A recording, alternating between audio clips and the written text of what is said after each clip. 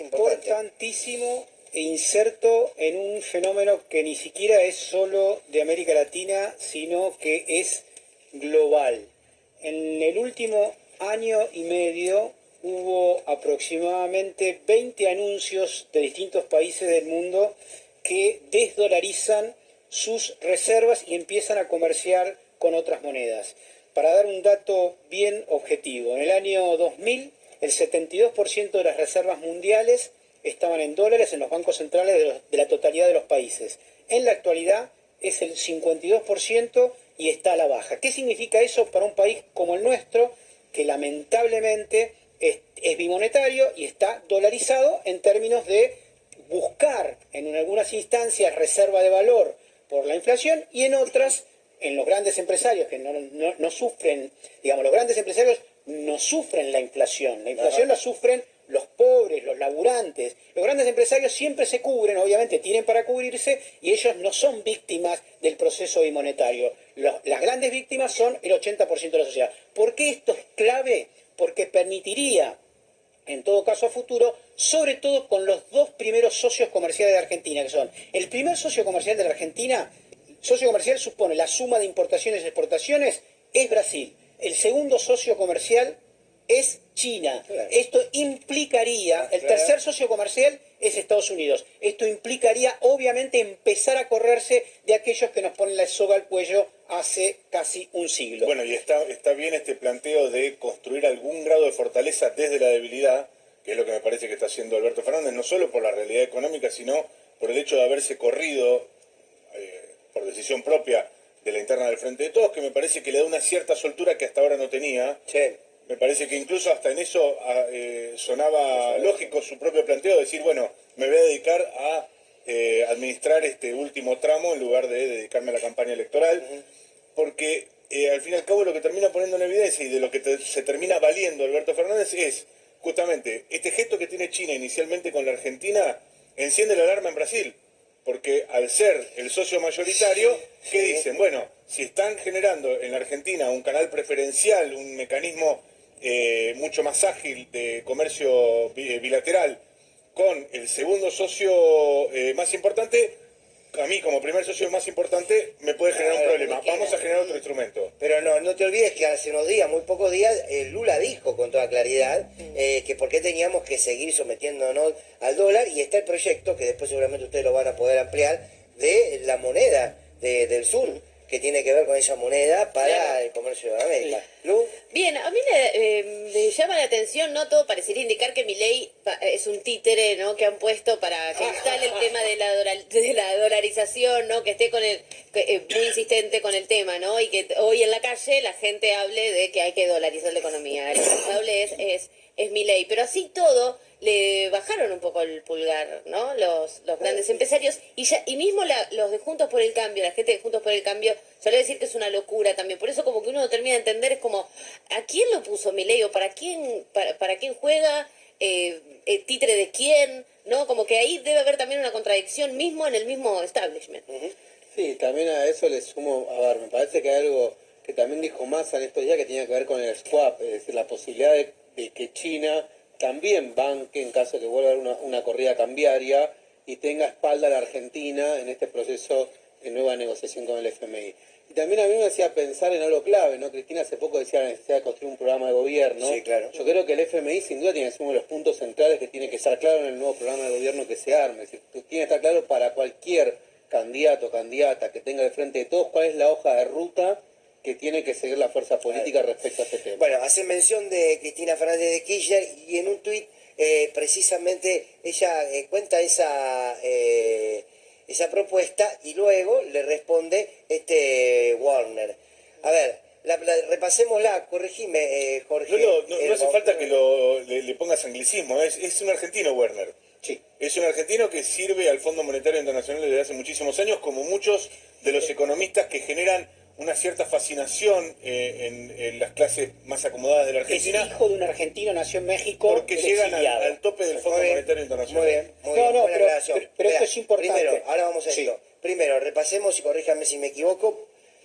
El planteo con el que avanza Cristina es decir, hay que acordar con el Fondo Monetario Internacional, hay que bancar, hay que pagarle en función de lo que tenga que ver con el superávit comercial. La diferencia entre lo que ingresa, la plata que te entra, la plata que sale. Lo que queda, saquemos un porcentaje y le pagamos.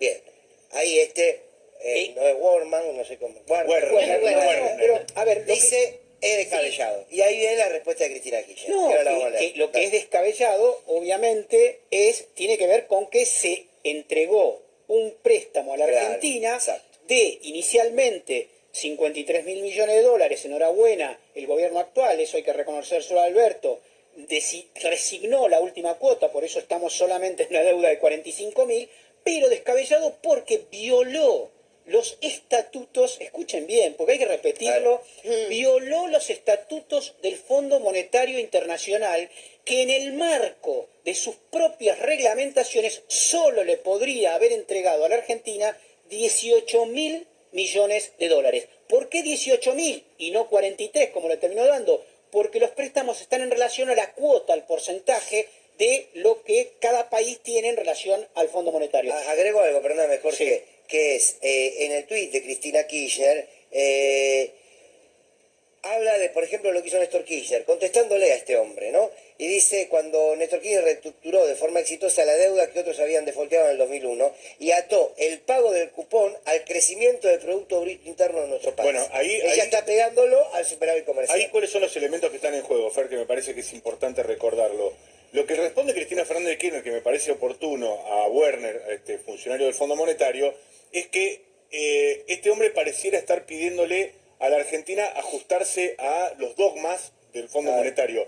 Dogmas que el propio Fondo Monetario Internacional violentó cuando le dio un acuerdo de volumen extraordinario y absolutamente exorbitante a Mauricio Macri, pura y exclusivamente con criterio político, y recordando que durante la reestructuración de la deuda en tiempos de Néstor Kirchner y luego de Cristina, en las dos etapas se hizo de una forma también por fuera de los dogmas, con una quita muy concreta. Ahora, lo que no hizo este gobierno justamente, del que yo insisto, forma parte Cristina, aunque desde su sector se haya repudiado los términos del acuerdo, lo que se hizo fue un acuerdo que fue muy diferencial, muy distintivo respecto de otras reformulaciones, pero que no implicó ni quitas ni renegociaciones, digamos, a muy largo plazo de los vencimientos. Con lo cual, se hizo dentro de los parámetros, dentro del paraguas. Lo había planteado en su momento el Gobierno Nacional, lo había planteado Martín Guzmán en su momento, Sergio Chodos, de ver si, bueno, que las sobretasas, que las quitas, etcétera, etcétera. Ninguno de esos parámetros fue tomado en cuenta por el Fondo Monetario, y ahí es donde volvió dentro del Fondo Monetario el dogma. Es decir, el Fondo Monetario tiene periodos donde es dogmático y periodos donde es flexible. ¿La CGT es dogmática o flexible? ¿En qué aspecto? Muy bien. Bueno, vamos a ver, y lo vamos a escuchar a Nahuel, a Lu. ¿Y usted no va a hacer nada hoy? Yo de descabellado no quiero hablar.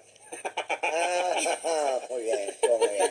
Vamos a ver, la CGT hoy, en este encuentro que busca, entre otras cosas, un acuerdo político, económico. A ver. Las paritarias tienen una dinámica propia, se reabrirán, se cerrarán acuerdos, algunos acuerdos tienen mayores porcentajes que los que se firmaron primarios, así que se irá generando a partir de esa dinámica. Nos sentimos cerca de todos los peronistas y de todas las peronistas. Lo que queremos es generar debate, generar acuerdo, establecer hacia dónde vamos, qué país queremos, y a partir de ahí establecer la candidatura. Tenemos que utilizar un poco el raciocinio. Si Milei dice vamos a dolarizar la economía, y para dolarizar la economía tenemos que tener circulante dólar, y para eso tenemos que llevar el dólar alrededor de, algunos hablan de 6.000, otros de 8.000, digamos, es un empobrecimiento absoluto y colectivo de todo el pueblo argentino, cosa que socialmente no resiste. Bueno, me gustó mucho el potencial para las paritarias. Se abrirán, se discutirán, se irá. Bien. Sí, yo creo que siempre acá hay como uno de los grandes déficits que hubo estos años, que se desvirtuó la idea de acuerdo social, ¿no? Entonces se habla permanentemente del acuerdo con una desvirtuación que ¿cuál es? El acuerdo no es la ausencia de conflicto. El acuerdo es una síntesis del conflicto. Entonces, una cosa es un acuerdo en el cual vos digas, haces un acuerdo social para frenar políticas neoliberales, para combatir a la derecha, para juntar a los sectores que venían excluidos, como pasó en el 2019, cosa que está bien, es decir, un acuerdo para transformar, uno podría decir, y otra cosa es pensar al acuerdo como un pacto de tolerancia posibilista, ¿no? Entonces, donde vos pones en un mismo nivel al fuerte y al débil, al opresor y al oprimido, porque si en un acuerdo el que tiene más cede menos y el que tiene menos cede más, no es un acuerdo, eso es una estafa. Claro, ¿Se entiende este claro, punto? claro, O sea, un claro. acuerdo el que tiene más tiene que claro. ceder más. Entonces yo creo que acá hay algo de desvirtuar, cuando se habla hay que llegar a acuerdos políticos y sociales entre todos los sectores, perfecto. Ahora, esos acuerdos tienen que tener un norte, el acuerdo es una hoja de ruta. Si vos me decís, mira, vamos a hacer un acuerdo, por ejemplo, para bajar los niveles de pobreza con determinados sectores, perfecto, pero es el sector que tenga más, indefectiblemente va a tener que ceder más. Y eso Ahora, es lo que está sucediendo. ¿Vos creés, Luana, por ejemplo, que tiene margen todavía esta CGT, ¿no? Para seguir acordando, tiene un peso político fuerte, ¿no?